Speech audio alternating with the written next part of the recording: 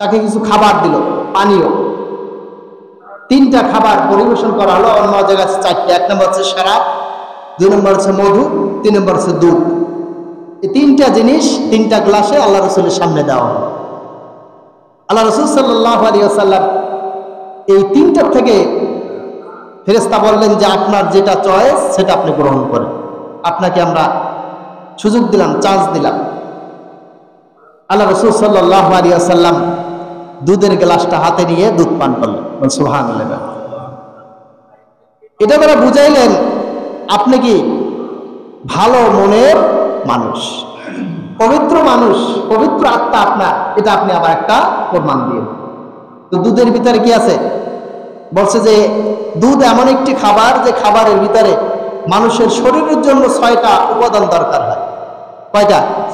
6টা। বলছে এই একটা মাত্র খাবার যেটাকে আদর্শ খাবার বলা হয়, আইডিয়াল ফুড।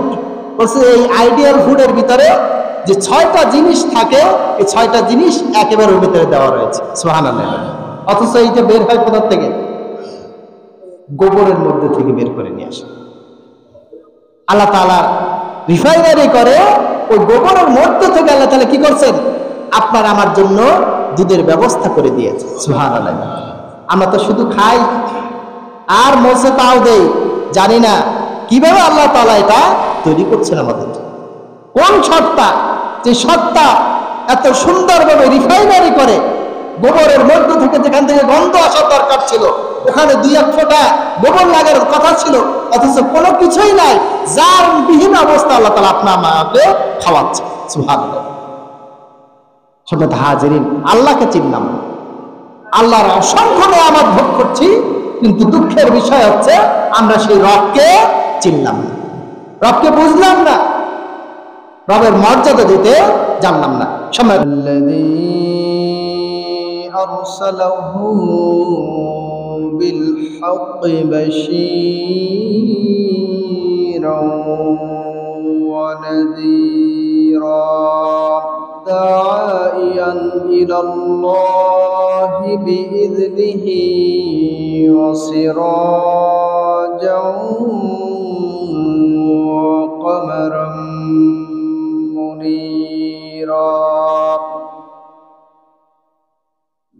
فقد قال الله تعالى في كلامه المجيد والفرقانه الحميد: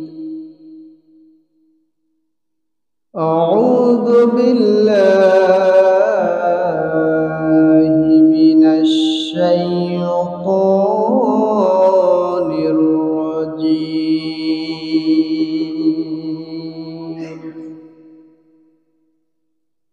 بسم الله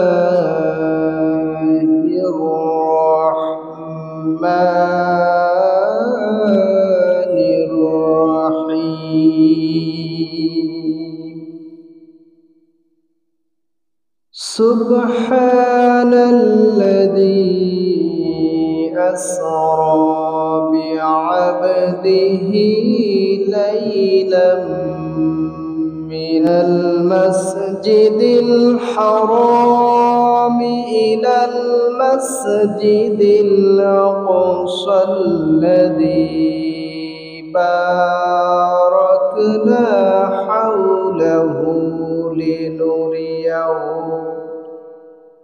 لنريه من آياتنا إنه هو السميع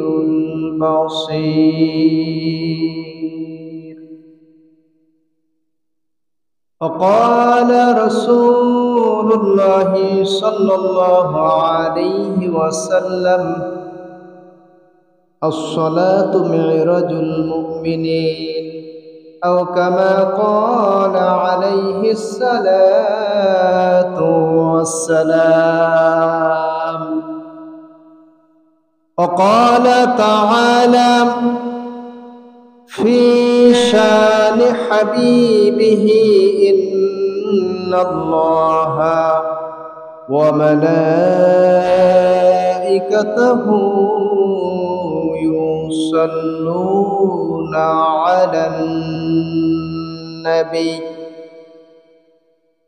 يا أيها الذين آمنوا صلوا عليه وسلموا تسليما সকলে মুহাব্বতের সাথে নামাজের যে দুরূদ পড়ি আমরা সেই দুরূদটা পড়ি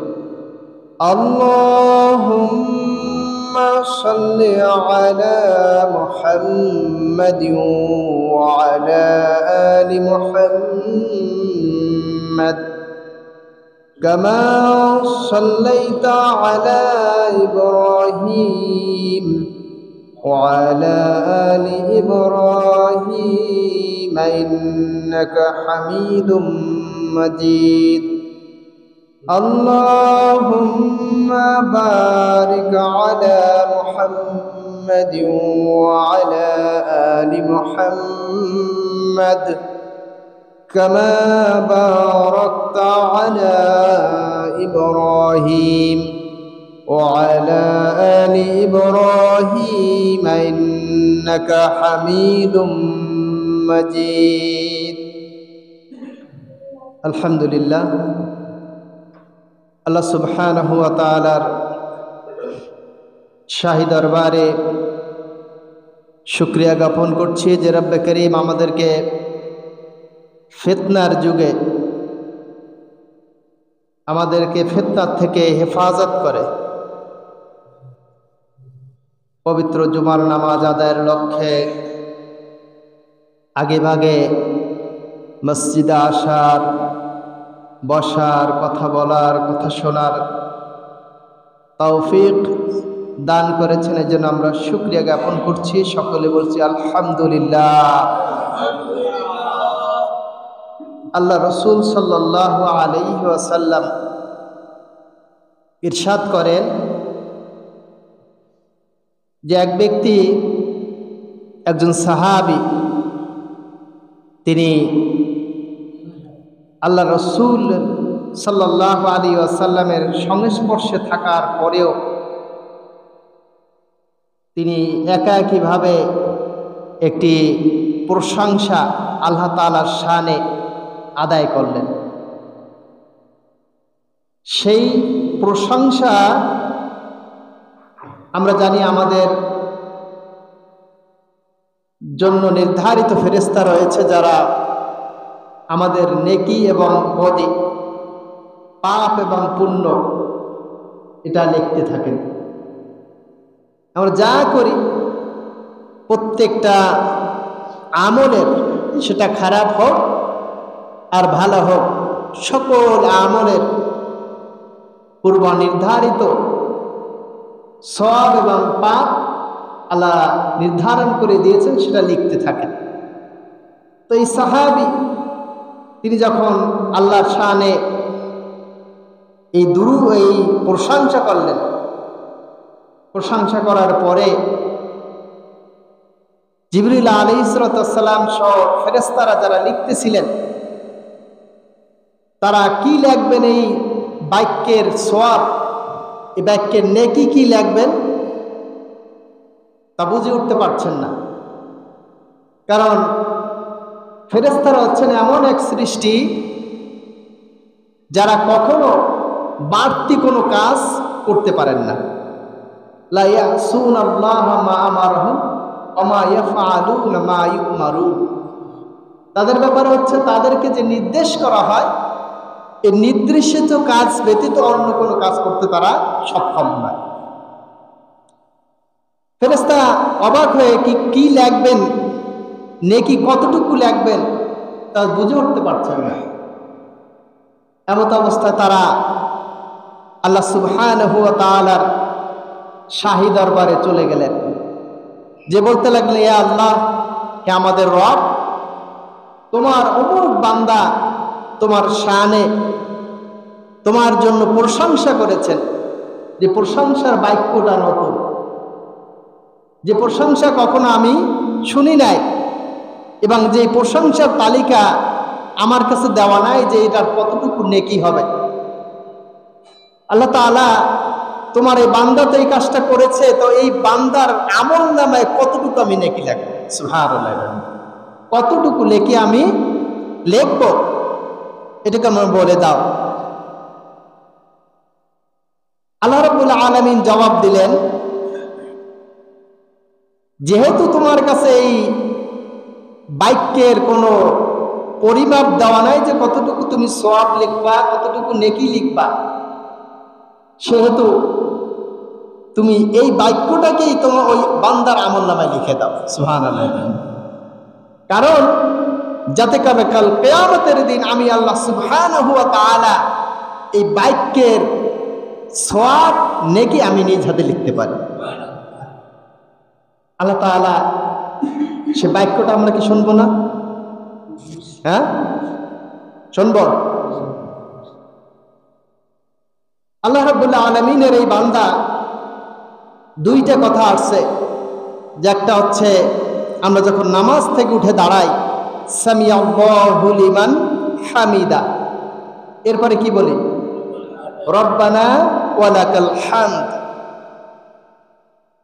আবার অন্য জায়গায় আসছে আল্লাহুম্মা রব্বানা ওয়া লাকাল হামদ, আবার কেউ কেউ বলছেন রব্বানা লাকাল হামদ। আরবি গ্রামারের একটা নিয়ম আছে, একটা নীতি আছে, যে নীতিটা হচ্ছে শব্দের ভিতরে যত অক্ষর বেশি থাকে তার অর্থ ব্যাপকতা লাভ করে। তাহলে যেহেতু তিনটাই আছে, এর মধ্যে থেকে আমরা কি শেষেরটাই বাছাই করে নিতে পারি, আল্লাহুম্মা রব্বানা ওয়া লাকাল হামদ। বলছে যে এইটুকু বলার মতন সময় তো আমাদের কারো নাই, আছে নাকি?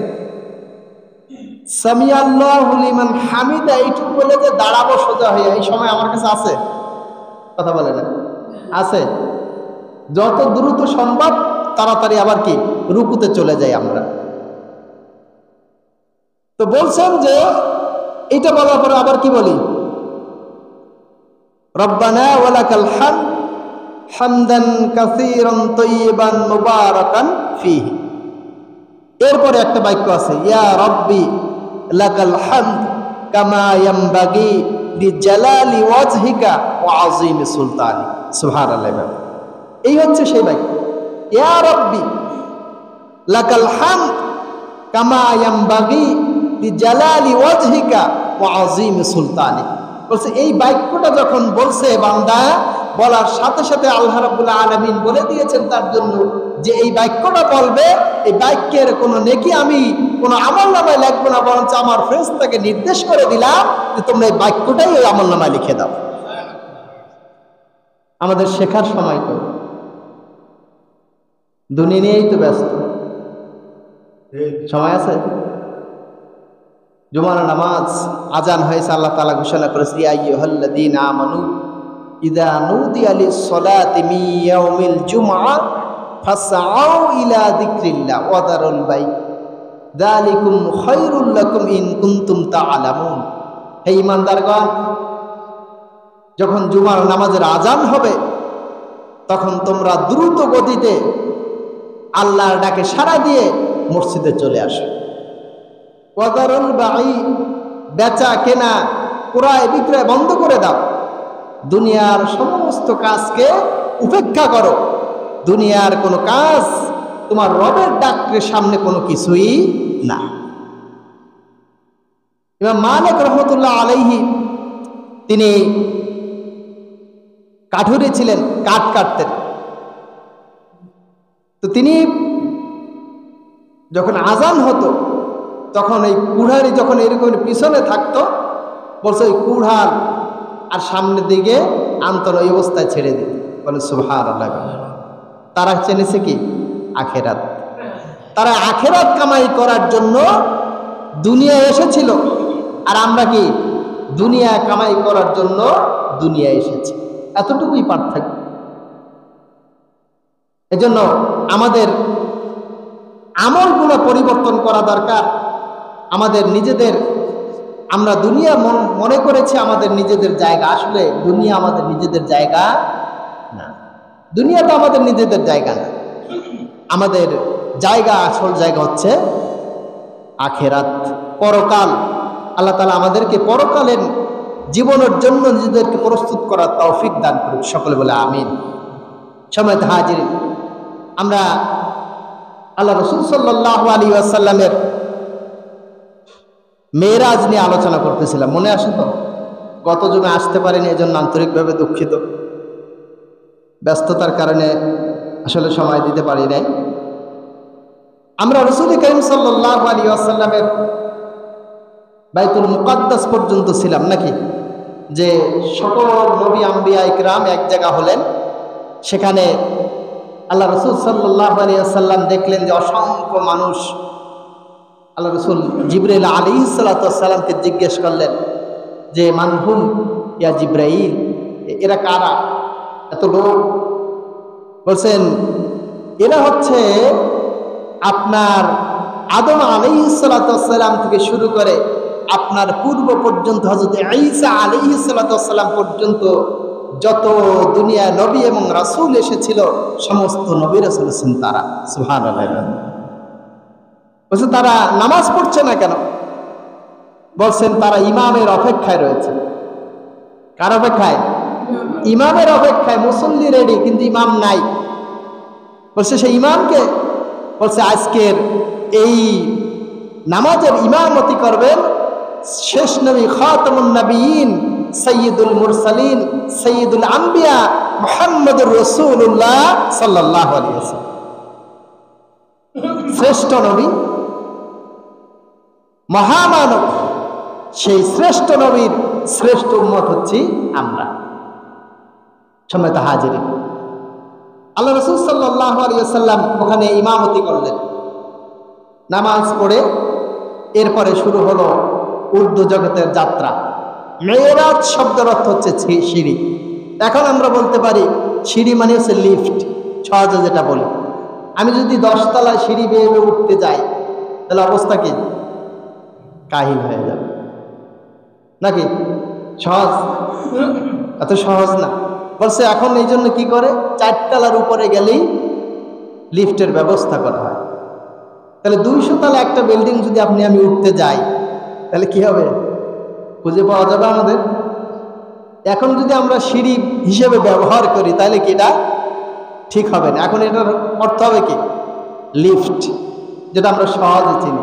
বলে লিফটে 200 তলায় যদি উঠতে চাই কেউ, কত সেকেন্ড লাগবে? 1 মিনিট। 1 মিনিটের ভিতরে কি একেবারে 200 তলার মাথায় চলে যাবে। তো বলছেন যে আল্লাহ রাসূল সাল্লাল্লাহু আলাইহি ওয়াসাল্লামের এই যে মেরাজ, কেউ কেউ বলেছেন এক ধরনের প্রাণী।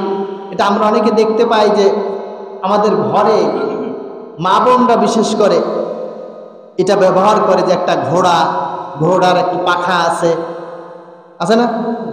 এইটা মনে করে কি এটা হচ্ছে বোরাক। বলছে যে এটা যদি ঘরে রাখে তাহলে বরকত হয়। বলে নাউযুবিল্লাহ।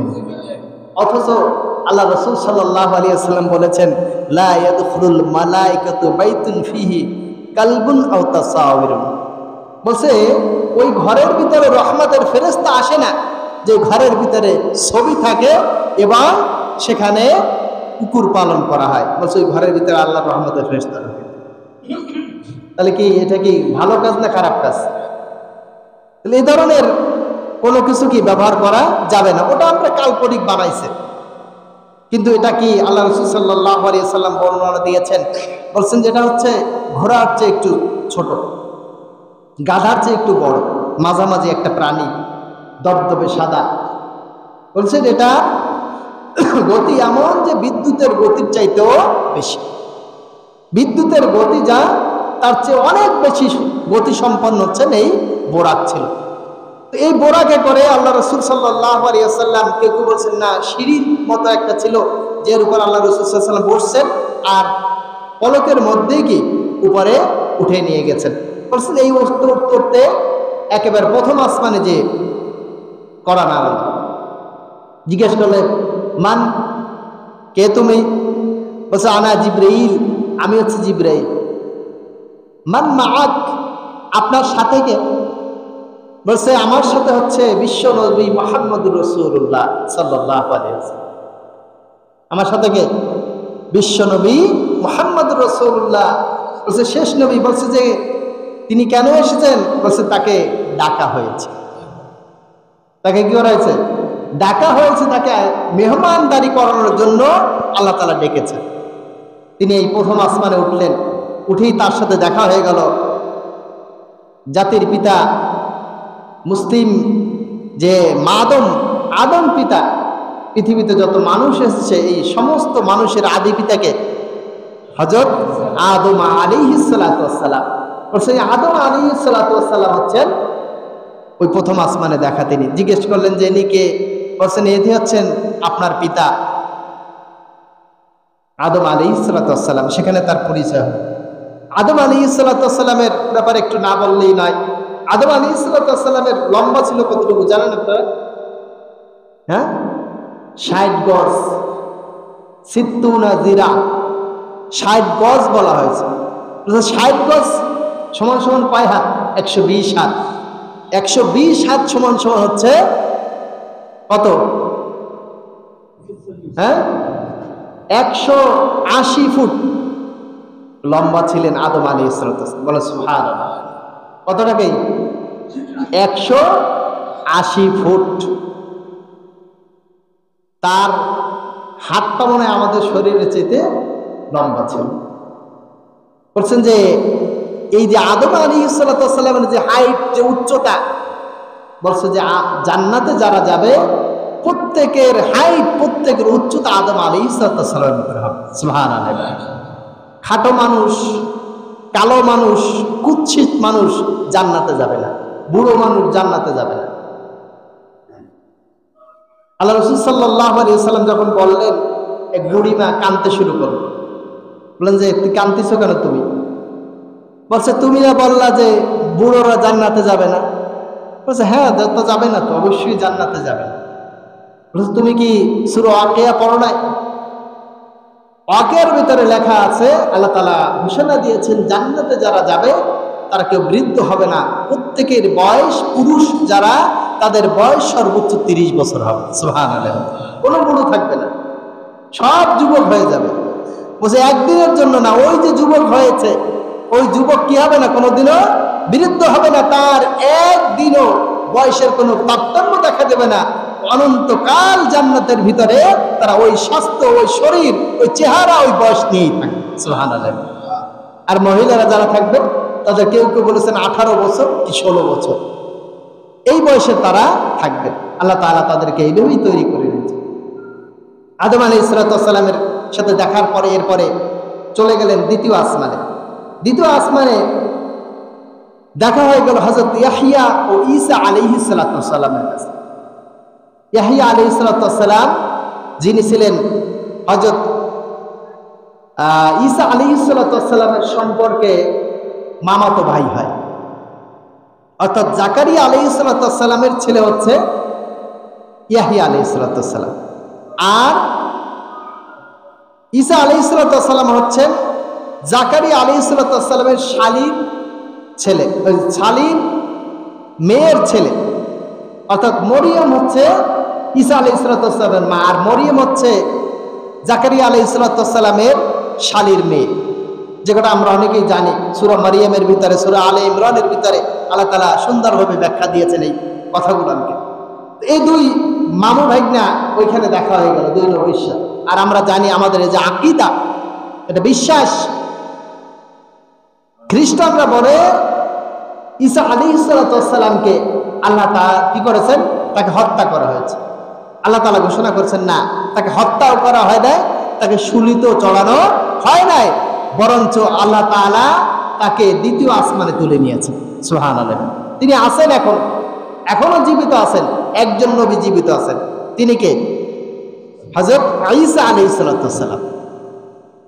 তিনি জীবিত রয়েছেন এবং তিনি এই যে দামেস্ক, যেটা বাইতুল মুকাদ্দাসের যে এরিয়া, ওই জায়গাটা কেন এখনো পর্যন্ত ইহুদিরা দখল করার চেষ্টা করছে? কারণ যত ঘটনা, ভবিষ্যতের বড় ধরনের যে ঘটনাগুলো ঘটবে সেটা কি? ওই ফিলিস্তিন কেন্দ্রিক। ওই কারণে তারা কি করছেন? তারা বিশ্বাস করেন যে তাদেরও পরিত্রাণকারী আসবেন, দাজ্জাল। দাজ্জাল অপেক্ষায় তারা। আর আমরা অপেক্ষা করছি দুইজনের, একজন হচ্ছে হযরত ঈসা আলাইহিস সালাম, আরেকজন হচ্ছেন ইমাম আল মাহদি। এই দুইজনের অপেক্ষায় ইমাম মাহদি যখন আসবেন, আসার পরপরই হযরত ঈসা আলাইহিস সালাম দুনিয়ায় আসবেন। তো এই দুইজনের সাথে দেখা হয়ে গেল। তৃতীয় আসমানে চলে গেলেন। তৃতীয় আসমানে যখন গেলেন, যাওয়ার সাথে আবার প্রশ্ন, কে?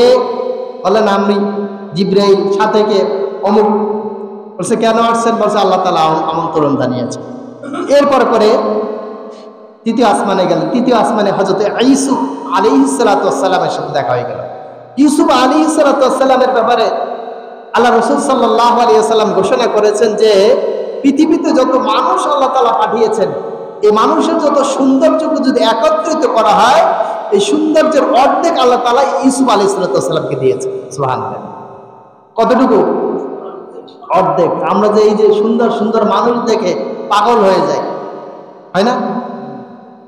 সংসার ধর্ম ছেড়ে দিয়ে ওই মেয়ের পিছনে ঘুরতে থাকে, ওই ছেলের পিছনে দৌড়াই। বলছে যে এই যে সামান্য সৌন্দর্য দেখেই তোমরা কি পাগল পারা হয়ে যাচ্ছ। আর ইউসুফ আলাইহিস সালামের ভিতরে যে সৌন্দর্য আল্লাহ তাআলা দিয়ে দিয়েছিলেন, সেই সৌন্দর্য ছিল পৃথিবীর সমস্ত মানুষের সৌন্দর্যকে একত্রিত করলে যে সৌন্দর্য হয়, তার অর্ধেকটা ইউসুফ আলাইহিস সালামকে দেওয়া ছিল। সম্মানিত হাজিরিন, ইউসুফ আলাইহিস সালাম তার চেহারা, তার সৌন্দর্য, যত জান্নাতি মানুষ হবে এই ইউসুফ আলাইহিস সালামের মতোই সবাই সুন্দর হবে, সবাই সুন্দর হবে। এরপরে চতুর্থ আসমানে চলে গেলেন। চতুর্থ আসমানে দেখা হয়ে গেল হযরত ইদ্রিস আলাইহিস সালামের সাথে। কোন জায়গায়? চতুর্থ আসমানে ইদ্রিস আলাইহিস সালামের সাথে দেখা হয়ে গেল। এরপরে পঞ্চম আসমানে চলে গেল, হারুন আলাইহিস সালামের সাথে দেখা হলো। ষষ্ঠ আসমানে হযরত মূসা আলাইহিস সালামের সাথে দেখা হলো। সপ্তম আসমানে দেখা হয়ে গেল হযরত ইব্রাহিম আলাইহিস সালামের সাথে। প্রত্যেকের সাথে কথা বিনিময় হয়েছে, দীর্ঘ করা যাবে না আলোচনা, এই জন্য আমি সংক্ষেপে বলছি। প্রত্যেকের সাথে কথা হয়েছে। এরপরে সপ্তম আসমানে যেই কিন্তু যাত্রা শেষ না, বলছে এরপরে রয়েছে কি? আরশ। এ তো গেল আসমান, এ কি? আসমান গেলে এরপর কি? আরশ। আরশের পরে কি? কুরসি। তারপরে হচ্ছে আল্লাহ তাআলা। বলছে যে আরশের একটা শেষ সীমানা আছে, ওইখানে যাওয়ার পরে জিবরাইল আলাইহিস সালাম বললেন যে আমি আর পারছি না, আমাকে এর বাইরে যাওয়ার কোনো পারমিশন দেওয়া হয় নাই, আমার এই যাত্রা শেষ। আল্লাহ তাআলা এরপরে নিজ উদ্যোগে তাকে নিয়ে গেলেন সেখানে বাইতুল মামুর, সপ্তম আসমানের পরে যেখানে বাইতুল মামুর আছে। এই বাইতুল মামুরের ব্যাপারে আমি আগেও কয়েকদিন বলেছি। বাইতুল মামুরটা হচ্ছে ঠিক যে কাবা ঘর সোজা একেবারে সোজা, 1 ইঞ্চি এদিক সেদিক নাই, একেবারে সোজাসুজি হচ্ছে বাইতুল মামুর। আর আমাদের এটাও জানা দরকার, ইসলাম যে কতটা অথেন্টিক, কতটা বৈজ্ঞানিক। আল্লাহ তাআলা সেন্টার স্থাপন করলেন। আল্লাহ তাআলা বললেন এটা হচ্ছে মানব জাতির একত্রিত হওয়ার একটা জায়গা। তাহলে একত্রিত হওয়ার জায়গাটা সেন্ট্রালি হওয়াটাই জরুরি ছিল।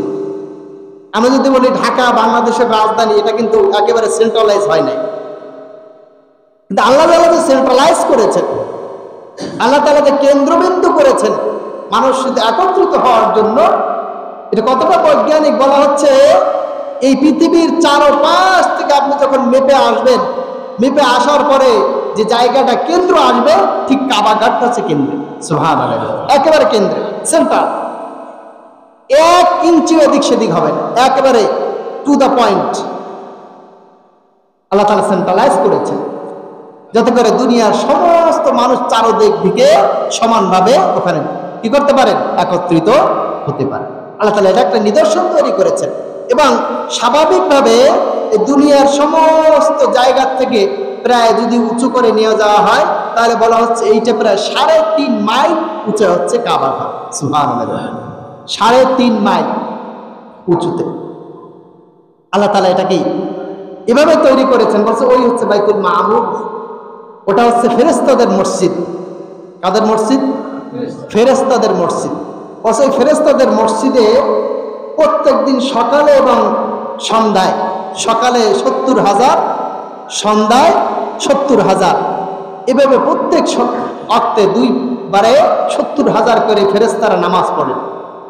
এবং যারা একবার নামাজ পড়ে যান কিয়ামতের আগ পর্যন্ত আর কখনো এখানে আর চান্স পাবে না। সুবহানাল্লাহ। আল্লাহ তাআলা কত ফেরেশতা তৈরি করে রেখেছে, কত ফেরেশতা তৈরি করে রেখেছে। এই ফেরেশতারা তারা প্রতিনিয়ত শুধুমাত্র ওইখানে এতটা ফেরেশতা রয়েছেন। আল্লাহ তাআলা কি আমাদের ইবাদতের কাঙ্গাল নাকি? বলেন।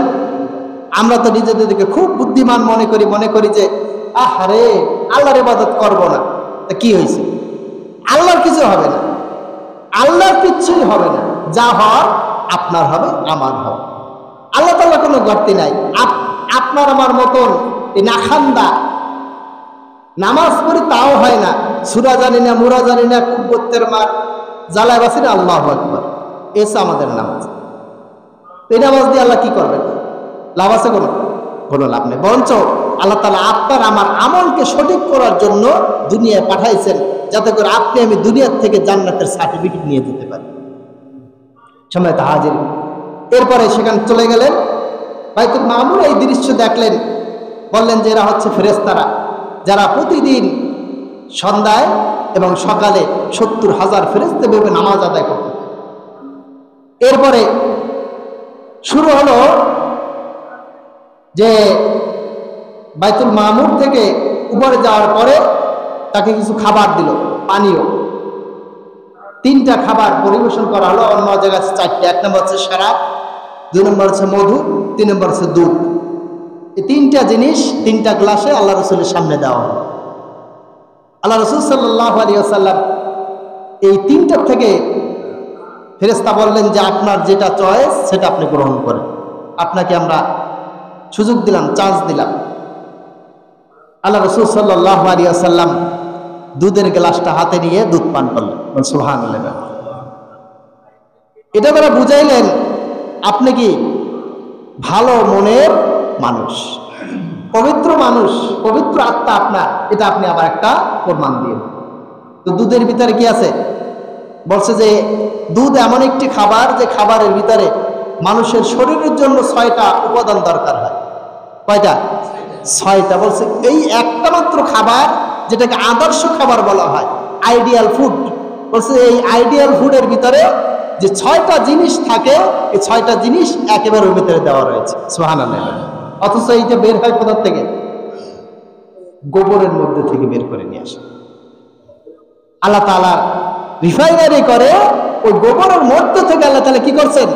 আপনার আমার জন্য দুধের ব্যবস্থা করে দিয়েছে। সুবহানাল্লাহ।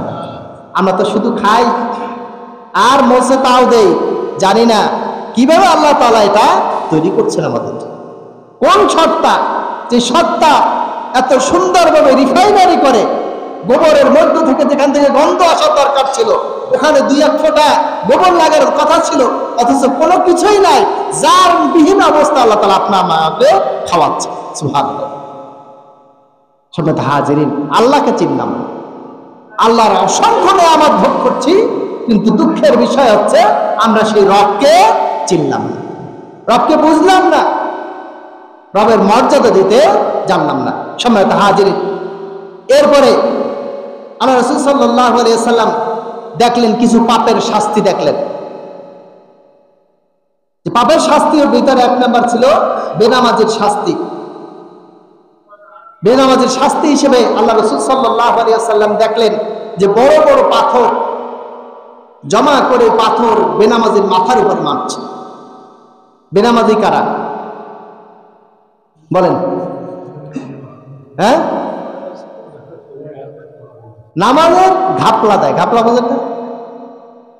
আমাদের দেশে বলে যে মাঝে মাঝে মাইলা দেয়, গ্যাপ। 5 ওয়াক্ত নামাজের 4 ওয়াক্ত পরে, কখনো 3 ওয়াক্ত পরে, কখনো 2 ওয়াক্ত। এরা কি বলেন? বেনামাজি। এরা কি বলেন? বেনামাজি। যারা 5 ওয়াক্ত নামাজ পড়ে তারা বেনামাজি না, আর যারা নামাজ পড়েই না তারাও কি না, সেটাও বাদ। মাঝখানে যারা মাঝে মাঝে সাক্ষাৎ করে এরা হচ্ছে কি বেনামাজি। বলছে এই বেনামাজিদেরকে আল্লাহ তাআলা শাস্তি দিবেন, বড় বড় পাথর এটা তাদের মাথার উপরে মারবেন, মারার পরে তাদের মাথা ফেটে চুরমার হয়ে যাবে। বলছে যে এই পাথর মারার পরে চুরমার হয়ে যাবে, আবার আস্ত হয়ে যাবে, আবার একটা পাথর মারা হবে।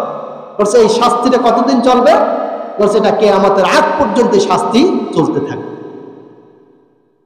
এরপরে যে সমস্ত মানুষরা যাকাত দেয় না, যাকাত ফরজ হওয়ার পরেও যাকাত দেয় না, বলছে তাদেরকে খাইতে দেওয়া হবে ওই কিয়ামতের দিন জাহান্নামের ভিতরে। তিনি দেখলেন যে ময়লা আবর্জনা পুঁজ কাঁটাযুক্ত খাবার তাদেরকে খাওয়ানো হচ্ছে। আল্লাহ রাসূল সাল্লাল্লাহু আলাইহি ওয়াসাল্লাম জিজ্ঞেস করলেন, ইয়া জিবরাইল, এরা কারা, এদের এই অবস্থা কেন? বলছেন যে এই সমস্ত হচ্ছে সেই সমস্ত মানুষ যারা দুনিয়ার বুকে যাদের উপরে যাকাত ফরজ হয়েছিল, তাদেরকে সম্পদ দেওয়া হয়েছিল, কিন্তু কখনো সম্পদ থেকে তারা যাকাত দেয় না, কুক্ষিগত করে রেখেছিল তারা, যার কারণে আজকে তাদের এই শাস্তি দেওয়া হচ্ছে। খুব সহজ মনে হয়, তাই না? হ্যাঁ, শরীরে যদি একটা খেজুর কাটা ফুটে কেমন লাগে বলেন তো? এই কাঁটাগুলো যদি গলায় এভাবে আটকে যায় তাহলে কেমন লাগবে? মাঝে মাঝে যখন এই শীতের সিজনে অনেকের দেখা যায় কফ জমে যায় গলার থেকে, অনেক সময় কাশতে কাশতে কফ বের হয় না, যখন মনে হয় দম বন্ধ হয়ে মারা যাচ্ছে, হয় না বলেন? অনেক সময় এই কফ বের করার জন্য পাইপ ব্যবহার করে, সাকসেশন বলে, সাকসেশন দিয়ে এই কফগুলো বের করার ব্যবস্থা করে। কারণ কিয়ামতের দিন যখন এই শাস্তি আরম্ভ হয়ে যাবে তখন কে সাকসেশন দেবে? আছে কেউ বের করা? কেউ আছে? লা ইয়ামুতু ফিহা ওয়ালা ইয়াহইয়া। বলছে সেখানে তারা মরবেও না বাঁচবেও না, মরতে চাইলেও মরতে পারবে, শাস্তি চলমান থাকবে। কেমন অবস্থা হবে সম্মানিত হাজির? এরপর আল্লাহ রাসূল সাল্লাল্লাহু আলাইহি ওয়াসাল্লাম দেখলেন যে কিছু মানুষ পচা গোশত খাচ্ছে। জিজ্ঞেস করলে এরা কারা? বলছে এরা হচ্ছে চুগলখোর, যারা মানুষের বিরুদ্ধে মানুষকে লাগায়। চুগলখোর আছে না সমাজে? চুগলামি করে না, কেন করে? বলছে যে তার সাথে তার শত্রুতা আছে, এই শত্রুতা মিটানোর জন্য আরেকজনের কাছে নিজের একটু ক্রেডিট বাড়ানোর জন্য, নিজেকে ভালো বানানোর জন্য এটা করে। বলছে তাদের শাস্তি হচ্ছে এটা। এরপরে গীবত করে শাস্তি রয়েছে। আল্লাহ রাসূল দেখলেন যে কিছু মানুষ যাদের নখগুলো হচ্ছে পিতলের নখ, তামার নখ, বলছে এই নখ দিয়ে নিজের মুখ আঁচড়াচ্ছে, বুকগুলো আঁচড়াচ্ছে। আল্লাহ রাসূল জিজ্ঞেস করলেন এরা কারা? বলছে এরা হচ্ছে ওই সমস্ত লোক যারা দুনিয়ার বুকে গীবত করত, পরনিন্দা করত, পরচর্চা করত, মানুষের দোষ খুঁজে খুঁজে মানুষকে বলে বেড়াতো। বলছে এরা হচ্ছে গীবতকারী। বলছে এরা হচ্ছে এই অবস্থা তাদের হবে। এরপরে দেখলেন সুদখোরের শাস্তি দেখলেন। বলছে যে সুদখোরের পেট এত বড় হয়ে যাবে, নিজের শরীরের চাইতে আরো অনেক বড় পেট হবে, হাঁটতে পারবে না, চলতে পারবে না, বসতে পারবে না, উঠতে পারবে না, পেটের যন্ত্রণায়। মাঝে মাঝে মানুষের যখন বাথরুম বন্ধ হয়ে যায়, পেট যখন ফুলে ওঠে, তখন কি অবস্থায় বলেন? এই অবস্থার কেউ পতিত না হলে সে এটা উপলব্ধি করতে পারে। তাদের এই শাস্তি দেওয়া হবে যারা সুদের সাথে সম্পর্ক রাখবে, সুদ যারা খাবে। এরপরে বলা হচ্ছে ব্যভিচারের শাস্তি, যারা জেনা করে, ব্যভিচার করে, তাদের শাস্তির ব্যাপারে আল্লাহ রাসূল সাল্লাল্লাহু আলাইহি ওয়াসাল্লাম বলছেন, দেখছেন যে কিছু মানুষ দুইটা পাত্রে গোশত রাখে, একটা পাত্রে ভুনা গোশত আর একটা পাত্র হচ্ছে পচা দুর্গন্ধযুক্ত গোশত। তো দেখা যাবে যে যারা জেনাখোর তারা কি করে? ওই দুর্গন্ধযুক্ত খাবার খাচ্ছে। বলছে এরা কারা? বলছে এরা হচ্ছে ওই সমস্ত পুরুষ, ওই সমস্ত নারী যাদের ঘরে বৈধ স্ত্রী, বৈধ স্বামী থাকার পরে অন্য স্ত্রীর সাথে তারা, অন্য মেয়েদের সাথে তারা অবৈধভাবে সম্পর্ক স্থাপন করছে। তাদের শাস্তি হচ্ছে এগুলো। সম্মানিত হাজির, এভাবে তাদেরকে শাস্তি দেওয়া হবে। কেউ ইচ্ছা করে তো খেতে চাইবে না, তাদেরকে জোর করে ওটা খাওয়ানো হবে। সম্মানিত হাজির, এই জন্য এবারে আল্লাহ রাসূল সাল্লাল্লাহু আলাইহি সাল্লাম দেখলেন যে খেয়ানতকারী শাস্তি দিচ্ছেন। এক গ্রুপ তারা কি করতেছেন, বড় বড় লাকড়ি কাঠ সংগ্রহ করছেন এবং মাথায় উঠানোর চেষ্টা করতেছেন, কিন্তু ওই বোঝা তো তারা তুলতে পারছে না, কিন্তু আরো অনেক লাকড়ি তাদের ওই সাথে যোগ দিয়ে দেওয়া হচ্ছে। তারা উঠানোর চেষ্টা করে কিন্তু উঠাইতে পারে না, ওই অবস্থা তাদেরকে শাস্তি দেওয়া হচ্ছে। কতদিন চলবে? কিয়ামত পর্যন্ত এটা চলতে থাকে। চারটিখানি ব্যাপার না সময় হাজির, আরো অনেক ঘটনা আছে। এরপর হচ্ছে অশ্লীল বাক্য ব্যবহারকারী এবং ওই সমস্ত আলেমরা, ওই সমস্ত মানুষেরা যারা নিজেরা ভালো কাজের উপদেশ দেয় কিন্তু নিজেরা মানে না। আল্লাহ তাআলা বলেছে আতা'মুরুনা আন-নাসা বিল বিররি ওয়া তানসাউনা আনফুসাকুম ওয়া আনতুম তাতলুনাল কিতাবা ফালা তা'কিলুন। তোমরা মানুষদেরকে ভালো কথা বলো, ভালো কাজের কথা বলো, অথচ নিজেরা এগুলো ভুলে যাও। আফালা তা'কিলুন, তোমরা কি এগুলো বোঝো না? আজকে আমরা দেখতে পাচ্ছি যে বাংলাদেশের একটা মুসলিম কান্ট্রিতে দুইটা গ্রুপ ধারণ করেছে, একটা সাদ সাহেবের গ্রুপ আর একটা জুবাইর সাহেবের গ্রুপ। আমরা দেখতে পাচ্ছি প্রকাশ্য দিবালোকে কি করছেন, এক গ্রুপ আর একজনকে হত্যা করছে। বলে নাউযুবিল্লাহি মিন যালিক। কি শিখেছে আমরা? তো কিসের চিল্লা দিয়েছে আমরা? কিসের কিতাব তালিম করেছি? কোন কোরআন আমরা শিখেছি? কে শিক্ষা দিয়েছে এগুলো তোমাদের? মানুষ হত্যা করতে হবে কেন? এতটা কি ঘটনা ঘটেছে যে একটা মানুষ আর একটা মানুষকে হত্যা করবে, একটা মুসলমান আর একটা মুসলমানকে হত্যা করবে? কোথায় পাইলে তোমরা এগুলো? কে শিক্ষা দিয়েছে তোমাদের এগুলো? আজকে সারা বিশ্বের বুকে মুসলমানদের নাম, মর্যাদা, ঐক্যকে বুলন্দিত করে দিয়েছে তারা। এটা কোনো মুসলমানের কাজ হতে পারে না, এটা কোনো মুসলিমের কাজ হতে পারে না, এটা মুমিনের কাজ হতে পারে না। এটা করতে পারে কাফের যারা, তারাই এগুলো করতে পারে। আমরা আজকে ইসলাম প্রচারক ধারক বাহক মনে করে নিয়েছি, অথচ এই ধরনের কর্মকাণ্ড আমরা লিপ্ত হয়ে গেছি। সম্মানিত হাজির, এটাই হচ্ছে তাদের শাস্তিকাল কিয়ামতের দিন। আমি একটা কিয়ামতের আলামতের একটা হাদিস পড়তেছিলাম, সেখানে লেখা আছে, আমি ভাবতে পারি না এই ধরনের ঘটনা ঘটে যাবে। কালকে রাত্র এই একই দুই গ্রুপে এশার নামাজের পরে একজনে তালিমের ঘোষণা দিয়েছে, আর একজনে বাধা দিয়ে সেখানে মারামারি হয়ে গেছে। ফরজ নামাজের পরে আমার সামনে হয়েছে। বলেন কি অবস্থা হচ্ছে নাকি? আমরা নিজেদেরকে মুসলিম দাবি করছি, তো আল্লাহ রাসূলের সে হাদিসের ভিতরে আসছে যে এমন একটি জামানা আসবে যে মারনে ওয়ালাও জাহান্নামে যাবে আর মরনে ওয়ালাও জাহান্নামে।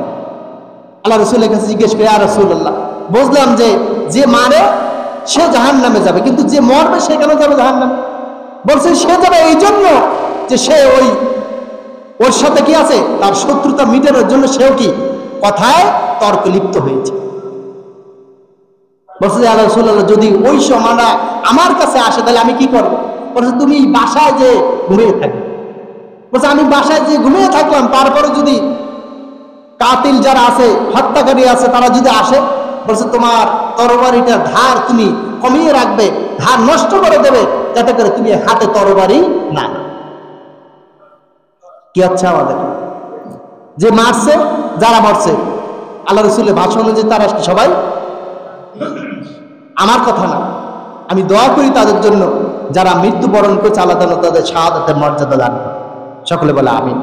আমাদের সংযত হওয়া উচিত, আমাদের বিরত থাকা উচিত এই ধরনের কর্মকাণ্ড দ্বারা, যেটা কি করে আমাদেরকে, আমাদের ইসলামকে, আমাদের ধর্মকে, আমাদের দিনকে ভুলণ্ডিত করে, এমন কোনো কাজের সাথে সম্পর্ক রাখা উচিত নয়।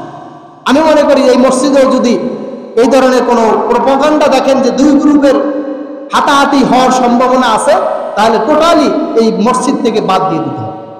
দরকার নেই আমাদের এমন ইসলাম প্রচারের, যে রক্তাক্ত হবে এমন কিছু দরকার নাই। পরিবেশ ঠান্ডা হোক, তারপর আবার শুরু করো। ঠিক আছে তো? কোনো জ্ঞানজাম মারামারি মসজিদের ভিতরে চলবে না, ক্লিয়ার রাখতে হবে। সময় হাজির। তা বলতেছিলেন যে সেই সমস্ত মানুষের জিহ্বাগুলো আগুনের কেচি দ্বারা কাটা হবে। এই যে তারা ভালো কাজের আদেশ দিচ্ছে, কিন্তু নিজেরা কি মানছে না, নিজেরা পারে না। আল্লাহ তাআলা বলছেন যে কাবুরা মাকতান ইনদাল্লাহি আন তাকুলুনা মা লা তাফআলুন। আল্লাহ তাআলার কাছে বড়ই ক্রোধের বিষয়, রাগের বিষয় এই যে তোমরা যে কথা বলো সেই কাজ তোমরা করো না। আমরা বলার বেলায় বলি কিন্তু করার বেলায় করি না, বলছে এটা বড়ই ক্রোধের বিষয়, আল্লাহ তার রাগের বিষয় হচ্ছে। সম্মানিত হাজিরিন, এই জন্য আমাদেরকে কথা বলার ক্ষেত্রে সাবধানতা অবলম্বন করতে হবে। তবে এটাও করা যাবে যে আমি যেহেতু করি না আমি উপদেশ দেবো না, এটা করবেন না। আপনি উপদেশও দেবেন আর কি ভালো কাজ নিজেও করবেন, এটাই হওয়া উচিত। এরপর আল্লাহ রাসূল সাল্লাল্লাহু আলাইহি সাল্লামের দেখাইলেন যে অহংকারের শাস্তি, যার একটা তাদের কথা কার্যকলাপ মানুষ মুখ থেকে অনেক সময় অনেক কথা বলে ফেলে, এই কথা বলার পরে ওটিকে ফেরত নেওয়া যায়? কথা বলেন, কোন যন্ত্র আছে ফেরত নেওয়া? না। আল্লাহ রাসূল দেখলেন যে একটা ছোট্ট একটা পাথর, ও পাথরের মধ্যে থেকে বড় একটা সাপ বের হয়েছে। বের হওয়ার পরে আর ভিতরে ঢুকতে পারছেন না। জিজ্ঞেস করলে কি? বলছে এই হচ্ছে সেই সমস্ত লোক যারা দুনিয়ার প্রতি অহংকার করেছে, বড় বড় কথা বলেছে, যে কথা বলার পরে আর ফেরত নিতে পারে নাই, বলছে তাদের শাস্তি হচ্ছে। আল্লাহ রাসূল সাল্লাল্লাহু আলাইহি সাল্লামের পর দেখলেন যে এতিমের মাল রক্ষণকারী শাস্তি, দেখলেন যে তারা আগুন খাচ্ছে, ধরে আগুন খাচ্ছে। আল্লাহ রাসূল জিজ্ঞেস করলেন এরা কারা? বলছে এরা হচ্ছে সেই সমস্ত লোক যারা এতিমের মাল আত্মসাৎ করেছে, তাদের শাস্তি হচ্ছে এটা।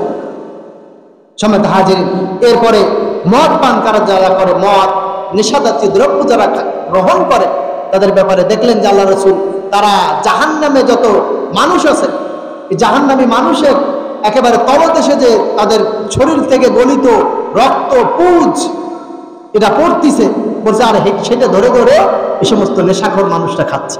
বলে নাউজুবিল্লাহি মিন যালিক, তারা খাচ্ছে। বলছে এরা কারা? বলছে এরা হচ্ছে দুনিয়া সেই সমস্ত মানুষ যারা মদ পান করত, যারা নেশাদ্রব্য গ্রহণ করত। আমাদের এর থেকে বিরত থাকা উচিত, তা না হলে এই ভয়াবহ শাস্তির সম্মুখীন আমাদেরকে হতে হবে। সম্মানিত হাজিরিন, আমরা যতটুকু গেছি এবং যে কথাগুলো আমি বললাম, আমি সহ আমরা যেন সকলে এই কথার উপরে আমল করতে পারি। আল্লাহ তাআলা আমাদের সকলকে সে তৌফিক দান করুক। সকলে বলে আমিন। আসসালামু আলাইকুম ওয়া রাহমাতুল্লাহি ওয়া বারাকাতুহু।